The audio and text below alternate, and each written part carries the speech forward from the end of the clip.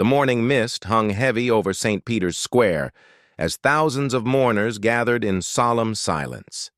Pope Francis had passed away 3 days earlier, and the entire Catholic world was preparing to bid farewell to the beloved pontiff who had touched millions of hearts with his humility and compassion. The massive square, which had witnessed countless historic moments, was now draped in black and white papal colors, with flowers and candles creating a sea of remembrance. Among the crowd stood Captain Marco Benedetti, a 28-year-old Swiss guard who had served the Vatican for 6 years. His colorful ceremonial uniform, with its distinctive blue, red, and yellow stripes, marked him as one of the elite protectors of the Holy See. Marco's jaw was set with determination, but his eyes betrayed a deep sadness that went beyond professional duty. Pope Francis had been more than just his charge to protect. He had been a mentor, a father figure, and a source of inspiration. The Swiss Guard had been established in 1506, and for over 500 years, they had followed the same rigid protocols and traditions. Every movement, every gesture, every moment of their service was governed by centuries-old rules that were considered sacred and unchangeable. Breaking protocol was not just a disciplinary matter. It was seen as a betrayal of honor, tradition, and the very foundation of their sacred duty. As the funeral procession began, Cardinal Toretti, the Vatican Secretary of State, stood near the altar reviewing the ceremony details with military precision. He was a man who valued tradition above all else, believing that the Church's strength came from its unwavering adherence to established customs. His steel-gray eyes swept over the guards, ensuring every detail was perfect for this solemn occasion that would be watched by over 1 billion people worldwide. The ceremony commenced with the haunting sound of church bells echoing across Rome.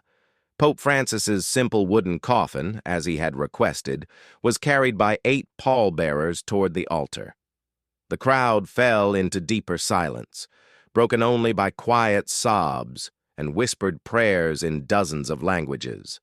Marco stood at his assigned position near the papal altar, his halberd held at attention, his trained eyes scanning the crowd for any potential threats. But as the coffin passed near his position, something unexpected happened. A small girl, no more than 7 years old, somehow slipped past the security barriers. She was clutching a handmade drawing of Pope Francis surrounded by colorful hearts and the words, "Thank you, Papa Francesco," written in a child's unsteady handwriting. Tears streamed down her face as she ran toward the coffin, calling out in broken English, "Papa Francesco! Papa Francesco!" Security immediately moved to intercept the child, but she was fast and determined. In the confusion, she tripped and fell just a few feet from Marco's position.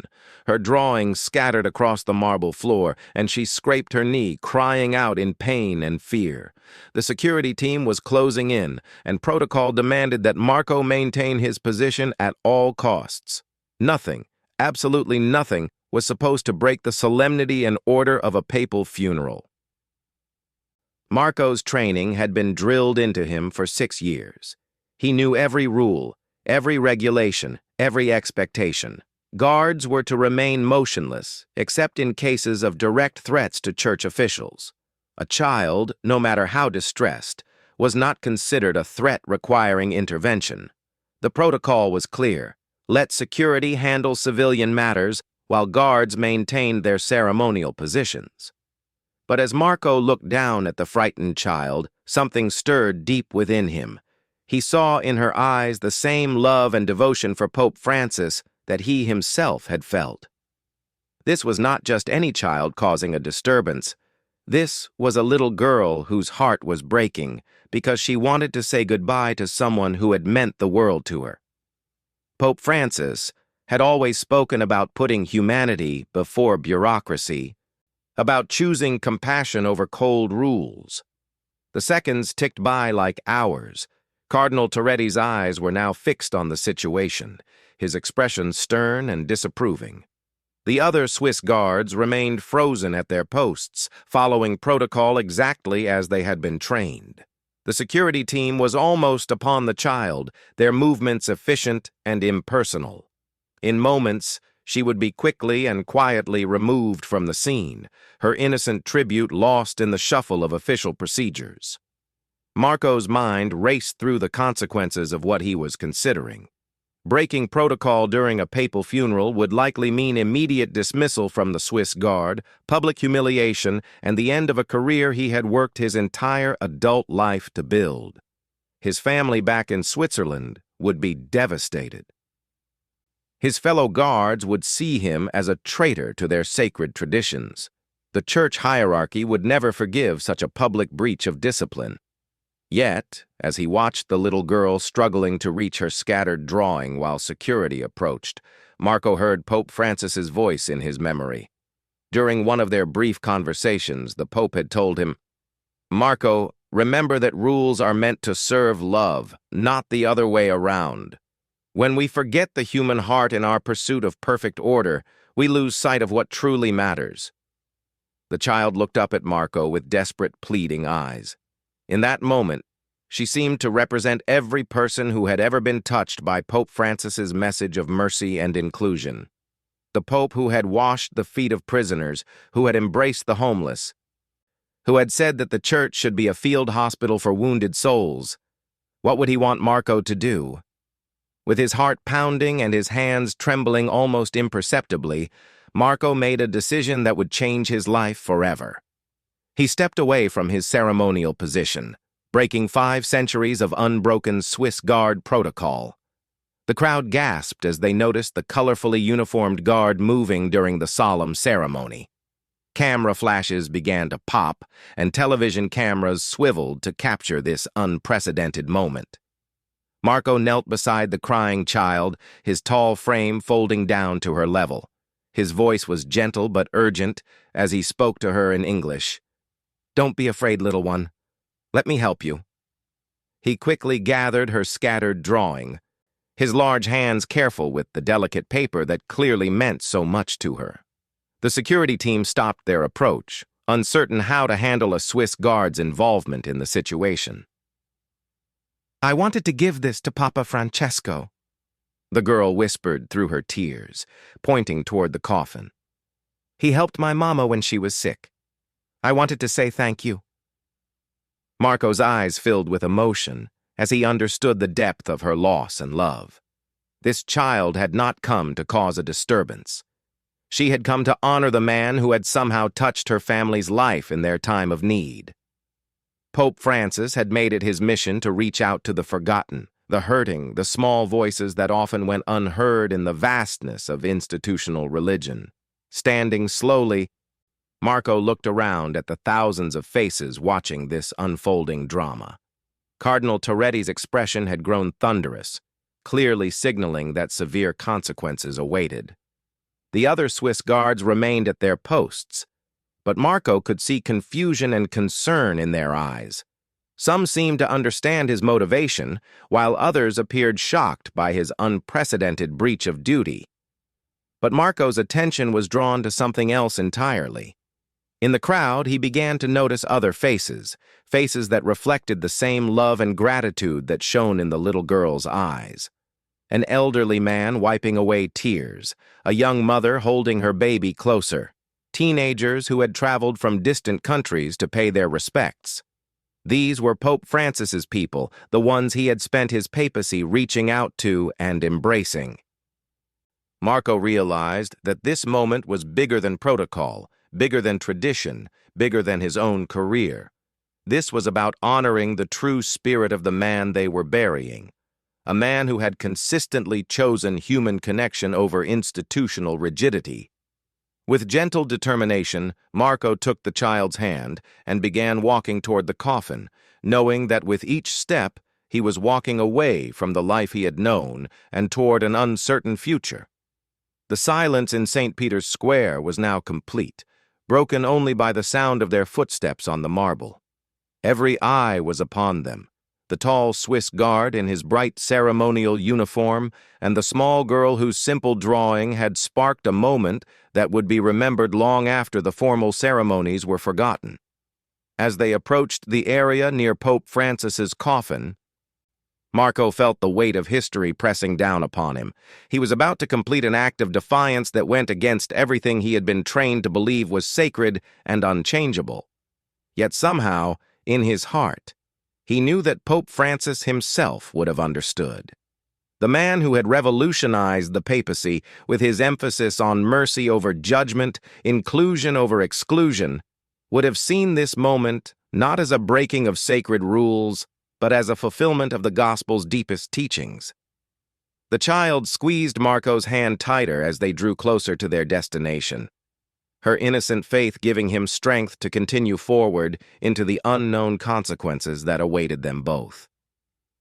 As Marco and the little girl approached the sacred area surrounding Pope Francis's coffin, time seemed to slow down. The massive crowd of mourners watched in complete silence, many holding their breath as this unprecedented scene unfolded before their eyes. Television cameras from around the world captured every moment, broadcasting this breach of Vatican protocol to millions of viewers who had tuned in to witness the papal funeral.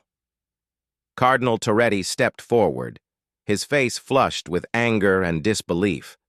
In all his 40 years of Vatican service, he had never witnessed such a flagrant violation of sacred protocol. His voice was low but carried clearly in the silence as he hissed to Marco, "Guard Benedetti, return to your position immediately. This is completely unacceptable behavior during such a solemn occasion." But Marco continued walking, his steps steady despite the trembling in his legs. The little girl beside him seemed oblivious to the controversy she had sparked. Her focus was entirely on the simple wooden coffin ahead, her homemade drawing clutched tightly in her free hand. She had traveled with her grandmother from a small village in the Philippines, spending their life savings to attend the funeral of the Pope, who had brought comfort to their family during their darkest hour. Other high-ranking church officials began to take notice of the disturbance. Bishop Castellano, the master of papal liturgical celebrations, moved toward his microphone, preparing to make an announcement that would restore order to the ceremony.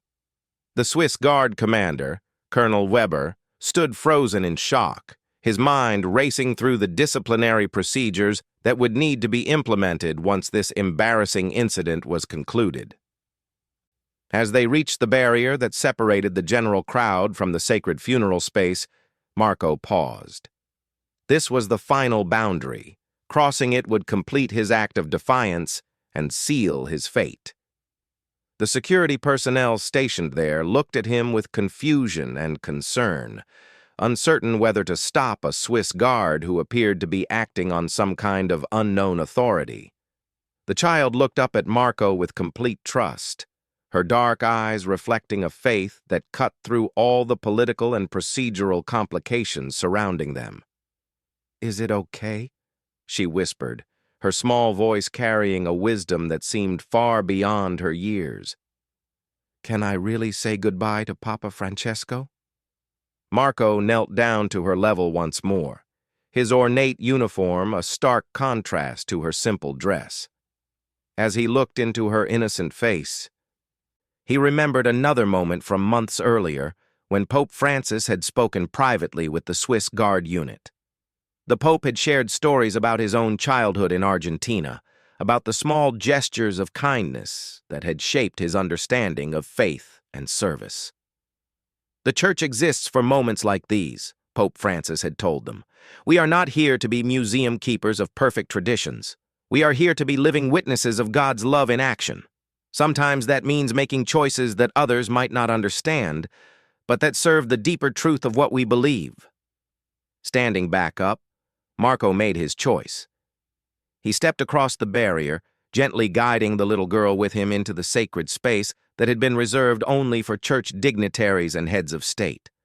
A collective gasp rose from the crowd, followed by murmurs in dozens of languages as people tried to understand what they were witnessing. Cardinal Toretti's face went from red to purple with rage. He began striding toward Marco, clearly intending to put an end to this spectacle immediately. But something unexpected happened that stopped him in his tracks. From somewhere in the crowd, a voice called out in heavily accented English, "Let her go to Papa Francesco. He would want this." The voice was soon joined by others. An elderly Italian woman shouted, "Si, si! The Holy Father loved the children." A group of young seminary students from Africa began clapping slowly, their applause building into a rhythm that others picked up. What had started as a solemn, strictly controlled ceremony was beginning to transform into something more spontaneous and emotionally charged. Marco could hear his career ending with each step, but he pressed forward. The little girl's grandmother, who had been frantically searching for her through the crowd, finally spotted them near the coffin. Instead of rushing to collect her granddaughter and apologize for the disturbance, the elderly woman fell to her knees and began praying the rosary, tears streaming down her weathered face. As they approached Pope Francis's simple wooden coffin, adorned only with a single open book of the Gospels, the child suddenly stopped. The magnitude of the moment seemed to hit her all at once. This was really goodbye. The man who had somehow touched her family's life from thousands of miles away was really gone. She began to cry again, but these were different tears. Not tears of fear or frustration, but tears of pure grief and love. Marco felt his own eyes filling with moisture as he watched her small shoulders shake with emotion.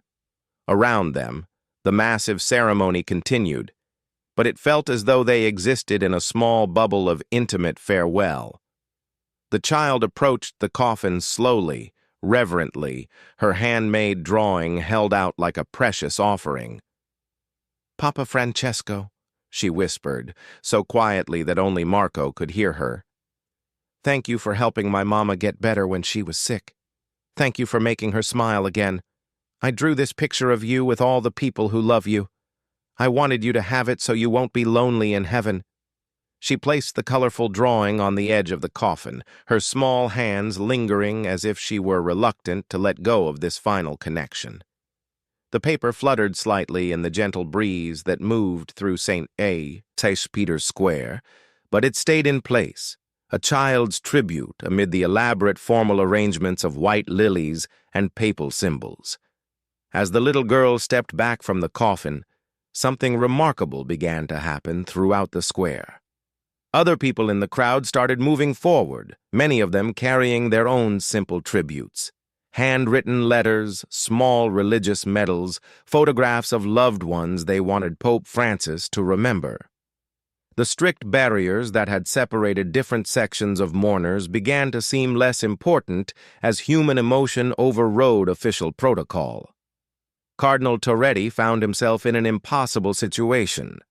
To forcibly remove a child from the papal coffin, especially one whose gesture had clearly moved so many people, would create an international incident and potentially damage the Church's reputation for pastoral care.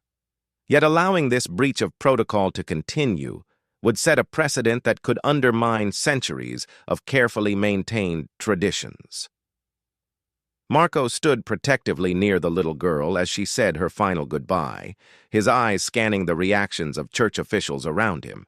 He saw anger in some faces, confusion in others, but he also saw something unexpected in several expressions: understanding, even approval.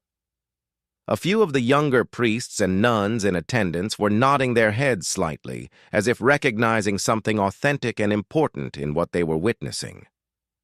Bishop Castellano, who had been prepared to restore order through the sound system, hesitated as he watched the scene unfold. He remembered his own journey to the priesthood, inspired by moments of spontaneous grace that couldn't be contained within formal structures. Pope Francis had often spoken about the need for the Church to be more flexible, more responsive to the Holy Spirit's movement in unexpected ways. The little girl finished her prayer and looked up at Marco with gratitude shining in her eyes. "Thank you," she said simply. "Thank you for helping me say goodbye." Her words carried a weight that seemed to settle over the entire square, reminding everyone present that beneath all the ceremony and protocol, this was ultimately about love, loss, and the human connections that give faith its meaning. As they began to walk back toward the crowd, Marco noticed that the atmosphere in St. Peter's Square had fundamentally changed. What had started as a formal, highly controlled state funeral was evolving into something more intimate and personal. People were embracing each other, sharing stories about how Pope Francis had touched their lives, creating spontaneous moments of communion that no amount of planning could have orchestrated. But Marco also noticed Cardinal Toretti speaking urgently into a communication device, undoubtedly arranging for immediate consequences to follow this unprecedented breach of discipline. Colonel Weber was approaching with several other Swiss guards, their expressions grim with the knowledge that they would soon have to arrest one of their own for violation of sacred duty. The child's grandmother finally reached them, wrapping her arms around both her granddaughter and Marco in a gesture of overwhelming gratitude. Through her tears, she managed to say in broken English, "You have good heart. Papa Francesco, he see you have good heart like him. Thank you. Thank you for helping my little Maria say goodbye." Marco realized that whatever happened next, arrest, dismissal, public humiliation, this moment would be worth it. He had helped preserve the connection between Pope Francis and the people he had served, even in death. He had chosen human compassion over institutional compliance, just as Pope Francis had done throughout his revolutionary papacy. As security personnel and Swiss Guard officials converged on their position, Marco prepared himself for the confrontation that was about to unfold. The entire Catholic world was watching, waiting to see how the Vatican would respond to this act of defiance that had touched so many hearts while simultaneously challenging 5 centuries of unwavering tradition. Colonel Weber approached Marco with measured steps, his face a mask of professional composure that barely concealed his internal turmoil. As the commander of the Swiss Guard, he had always prided himself on maintaining the highest standards of discipline and tradition. Yet as he watched the scene that had just unfolded, he found himself questioning everything he had believed about duty, honor, and service. "Guard Benedetti," Colonel Weber said quietly, his voice carrying the authority of centuries of military tradition. "You will come with me immediately." His words were formal and official, but those close enough to hear detected something unusual in his tone, not quite the harsh reprimand that protocol demanded for such a serious breach of conduct. Marco nodded solemnly, understanding that his moment of grace had come to an end.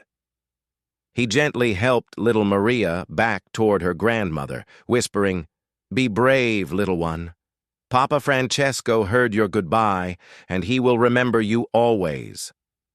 The child hugged his leg tightly before reluctantly releasing him, her innocent gesture watched by millions of viewers around the world. As Marco was led away from the sacred area, something unexpected began to happen throughout St. Peter's Square. The crowd, which had been silent observers to his act of compassion, began to respond. First, it was just scattered applause, a few people clapping slowly in appreciation of what they had witnessed. But the applause grew and spread, building into a sustained ovation that echoed off the ancient walls surrounding the square. Cardinal Toretti watched this outpouring of support with growing alarm. The funeral ceremony, which should have been proceeding according to carefully planned liturgical sequences, had been completely derailed by one guard's moment of human weakness. Or was it human strength? Even the cardinal found himself unexpectedly moved by the genuine emotion he had witnessed, though his institutional training told him that maintaining order was more important than accommodating individual sentiment. The applause continued for several minutes, with people in the crowd calling out messages of support in various languages. "Bravo!" shouted voices in Italian. "Bien fait!" came from French mourners. "God bless you!" echoed in English from multiple directions. The demonstration of approval was so widespread and sustained that even the church officials conducting the ceremony had to pause and acknowledge what was happening. Meanwhile, in a secure area behind St. Peter's Basilica, Marco found himself facing a tribunal of high-ranking Vatican officials. Cardinal Toretti had quickly convened this emergency meeting to address what he termed the most serious breach of Swiss Guard protocol in living memory. Present were Colonel Weber, Bishop Castellano, the Vatican Secretary of State, and several other dignitaries whose stern expressions made clear the gravity of the situation. "Guard Benedetti," Cardinal Toretti began, his voice cold with official displeasure, "your actions today have brought embarrassment and disorder to one of the most sacred ceremonies in the Catholic Church. You have violated centuries of tradition and made a mockery of the discipline that defines the Swiss Guard. What do you have to say for yourself?" Marco stood at attention, his colorful uniform now feeling like a costume he had no right to wear. He had prepared himself for this moment during his walk to the tribunal, knowing that his explanation would likely fall on deaf ears among men whose entire careers had been built on unwavering adherence to institutional rules. "Your Eminence," Marco began, his voice steady despite the trembling in his hands, "I understand that I have broken protocol. I know that my actions were unprecedented and that they disrupted the ceremony. But I also know that Pope Francis taught us that rules exist to serve love, not the other way around. When I saw that little girl's heartbreak, when I heard her innocent desire to say goodbye to the man who had helped her family, I felt that the deeper law of compassion superseded the surface law of protocol." Cardinal Toretti's expression hardened. "The Church cannot function on the whims of individual interpretation, Guard. Our traditions exist because they have been tested by time and found worthy. Your emotional response, however well-intentioned, has undermined the very foundation of institutional order that makes our mission possible." But before the cardinal could continue his rebuke, an unexpected interruption occurred. A Vatican aide entered the room hurriedly, whispering something urgent into the ear of the Secretary of State. The official's eyebrows raised in surprise, and he quickly passed the message to Cardinal Toretti, whose expression shifted from anger to confusion to something approaching concern. "It appears," the cardinal said slowly, "that the international reaction to today's events has been significant. News agencies around the world are reporting on Guard Benedetti's actions, and the public response has been overwhelmingly positive. Social media platforms are filled with messages of support, calling him a hero who embodied Pope Francis's spirit of compassion. Several world leaders have already issued statements praising his humanity and calling for the Vatican to recognize rather than punish his gesture." The room fell silent as the implications of this information sank in. What had begun as a clear-cut case of disciplinary action was rapidly becoming a public relations challenge of unprecedented proportions. The Vatican, which prided itself on controlling its message and maintaining its dignity, found itself in the unexpected position of having to respond to a global conversation about one of its own guards. Colonel Weber, who had remained silent during the initial confrontation, finally spoke up. "If I may, Your Eminence, I think we need to consider what Pope Francis himself would have wanted us to do in this situation. Throughout his papacy, he consistently chose mercy over judgment, inclusion over exclusion.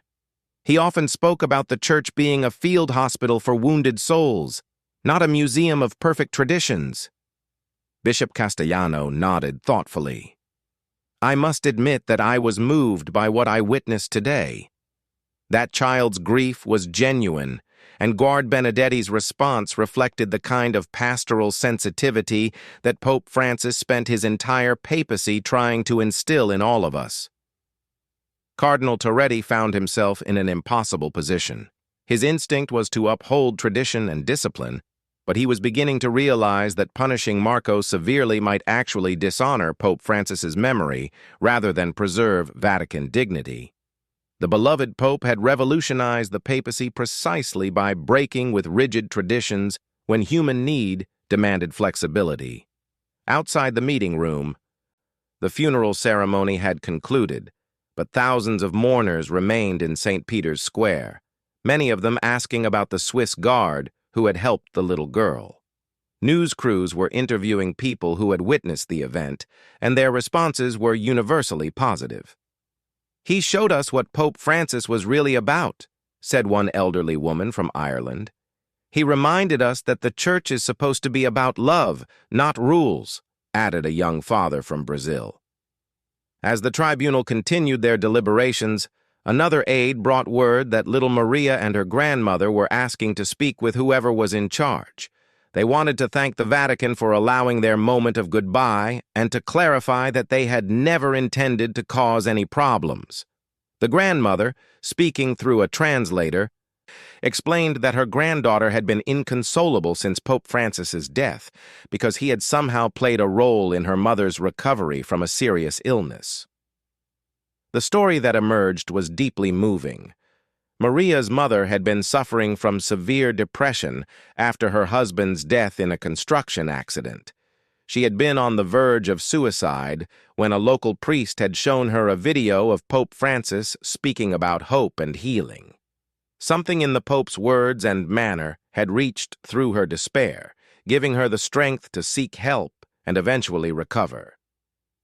Maria's drawing was not just a child's artwork. It was a family's testimony to the life-saving power of Pope Francis's ministry. When this information reached the tribunal, the atmosphere in the room shifted dramatically. Cardinal Toretti's stern expression softened as he realized that what had appeared to be a simple breach of protocol was actually a profound encounter between pastoral care and human need. The very situation Pope Francis had spent his papacy trying to create, where church officials chose compassion over compliance, had manifested at his own funeral. "Gentlemen," the Secretary of State said quietly, "I think we need to consider the possibility that Guard Benedetti's actions were not a violation of our deepest values, but rather their fullest expression. Pope Francis often said that we should be guided by the spirit of the law rather than just its letter. Perhaps this young man understood something about our mission that we have momentarily lost sight of." The room fell silent as each official wrestled with the implications of this perspective. They were men who had spent their careers following established procedures, but they were also men of faith who had been inspired by Pope Francis's call for a more merciful and responsive church. Finally, Cardinal Toretti made his decision. "Guard Benedetti," he said, his voice now carrying a different tone entirely. "Your actions today were unprecedented and unexpected. They disrupted our carefully planned ceremony and challenged our established protocols. But they also embodied the spirit of the man we were laying to rest, a man who consistently chose human connection over institutional perfection." Marco waited, unsure whether he was about to be praised or punished.